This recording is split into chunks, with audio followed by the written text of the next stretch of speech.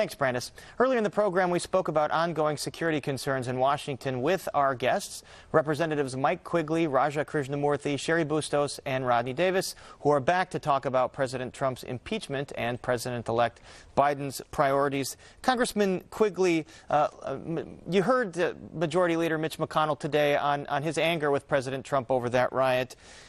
Impeachment, the impeachment articles, I believe, have not been sent over to the Senate yet.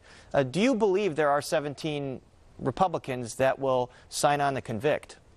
Look, you asked me a week or so ago, I would have said never. I'm starting to think so. I saw Mitch McConnell's words. I think the person who put it best was John Katko.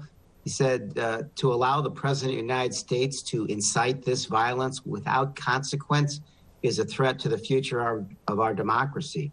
I'd like to think there are 17 or 18 Republicans in the Senate that would agree with that. Congressman Rodney Davis, you talked about in your statement, how awful that attack was and the president's culpability, but you did not vote to impeach in the House. Can you explain that decision for us? Because it was a political impeachment process. We had 0 hearings. We had no debates on the issue, no evidence presented, and it's 100% political. Just as I stood up for the Constitution by fulfilling my 12th Amendment responsibilities to certify the election, I wanted to stand up for what our forefathers envisioned a very deliberate impeachment process should be. But real quick, Ferris, I want to go back to what was said in the last segment about some Democrats accusing Republicans with 0 evidence of running reconnaissance missions with people who rioted against the Capitol. That is a very, very dangerous place to be. I've spoken with Lauren Boebert. She took her family around the Capitol. The Capitol was not closed to family and official visitors at the time. And if Democrats are going to continue to accuse Republicans of aiding and abetting people who committed crimes, show the evidence. Quit being your own Q-a-dem conspiracy, because frankly, I think it opens you up for ethics charges if this continues, and it's not something we need to be doing when we ought to be looking in a bipartisan way. This is Congresswoman Boebert from Colorado. You're referring to who we talked about in that previous segment. Congressman Krishnamoorthi, how concerned are you about the confirmation process here of some of Biden's cabinet nominees when you've got an impeachment muddling that up and just the general tension in the country muddling that up? Well, I think that the Senate's going to have to walk and chew gum at the same time. I think it's possible, although we haven't heard from the Senate parliamentarian whether you can do an impeachment trial in the morning or in the afternoon and have confirmation proceedings in the morning or what have you. But in my humble opinion, I think the Senate has to move very quickly on the national security team, for instance, and others who are essential for, guarding our nation right now at a perilous time. But, we should not necessarily decide that we have to forego one, exclusively in favor of the other. Unfortunately, right now, the Senate needs to do multiple things at once. Congresswoman Bustos, speaking of those multiple things, one of the things that President-elect Biden rolled out was an immigration plan which would offer a pathway to citizenship for undocumented immigrants in about 8 years.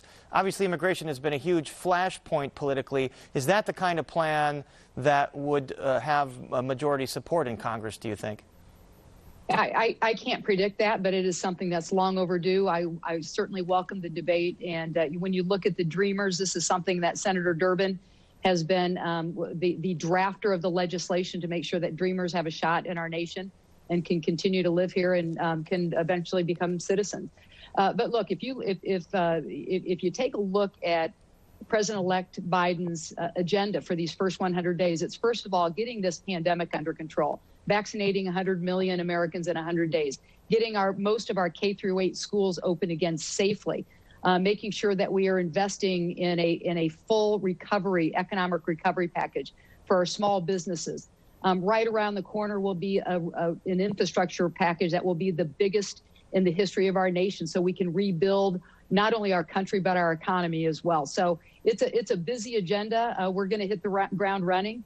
and really excited to be able to work together and make some things happen. And speaking of that agenda, Congressman Quigley, Biden's proposed about $2 trillion COVID relief plan, money for state and local governments, $1,400 individual checks. Will all those things be in a final plan that passes Congress, do you believe? You know, I hope so, but I think as soon as we say if it doesn't have this or that, I'm not going to support it. That's how things don't happen.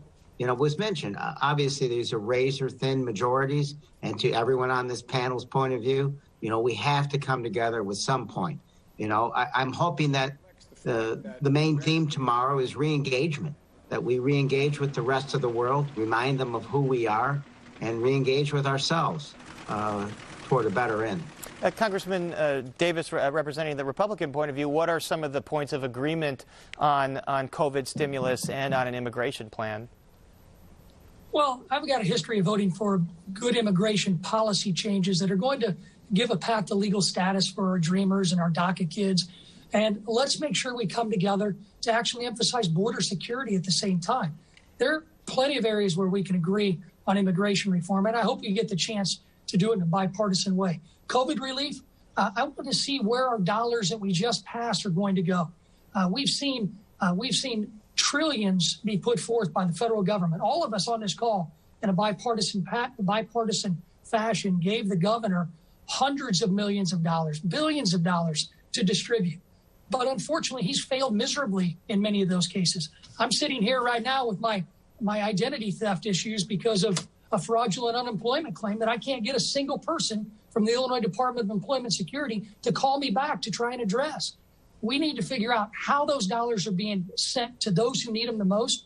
And if they're being bottled up at the state, we've got to do something about that in a next COVID bill to make sure that we don't give incompetent governors like Governor Pritzker another chance to not get the dollars to those who need it the most. All right, a lot to wade through. We thank you for joining us. Please stay safe. Our best to all of you, and our thanks to Representatives Mike Quigley, Raja Krishnamoorthi, Sherry Bustos, and Rodney Davis. Thanks so much.